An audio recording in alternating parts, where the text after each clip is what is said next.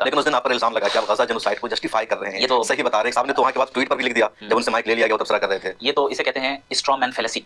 जब सामने वाला बोल रहे स्ट्रॉ मैन फेलेसी ये है when you try to misrepresent your opponent. जब आपके पास कोई अब जवाब नहीं है तो ऐसा करो कि ये जो कह रहे हैं इन्हीं को मिसरिप्रेजेंट कर दो, इनको अपनी बातों में उलझा दो। हाँ, और दुनिया के सामने दिखाओ देखो ये कह रहे हैं जबकि आपने ऐसी बात नहीं कही। भाई गजा वालों से हमसे ज्यादा हमदर्दी कौन रखेगा? जावेद साहब रखेंगे, जाहिर सी बात है। हमसे ज्यादा कौन हमदर्दी रखेगा? जुल्म के खिलाफ हमसे ज्यादा और कौन बोलेगा? हमारे पास दरअसल ऑब्जेक्टिव मोरालिटी का ठोस फाउंडेशन है, उनके पास कोई फाउंडेशन नहीं है। जब मेजॉरिटी कह दे कि मारना सही है तो मारना सही है, जब कह दे कि गलत है तो गलत है। भाई इसी मेजॉरिटी और माइनॉरिटी के चक्कर में ही तो दुनिया में टेररिज्म फैल रहा है ना। अमेरिका ने अफगानिस्तान में क्यों हमला किया, और भाई मिडिल ईस्ट में क्या हुआ अलग, आप सोवियत यूनियन ने क्या किया? आप एक मुल्क का फैसला होता है। आपने पूछा था कि अगर मेजॉरिटी की बात ही मुतबर होगी तो मानिए कि खुदा का एग्जिस्टेंस है, जाहिर है। तो इस तरीके से ये सारी चीजें चलती है। हमारे पास मोरालिटी का फाउंडेशन है, तो ये कहना कि गजा वालों को के जुल्म को हम जस्टिफाई कर रहे हैं, हरगिज़ नहीं। हम तो इजराइल के एग्जिस्टेंस को मानते ही नहीं, और वो सरजमीन मुसलमानों की सरजमीन है, फिलिस्तीनियों की सरजमीन है, और जितने बच्चों को शहीद किया जा रहा है, जितने मुसलमानों को शहीद किया जा रहा है, और शहीद करने वाले जो जालिम है बचने नहीं वाले अल्लाह की पकड़ से।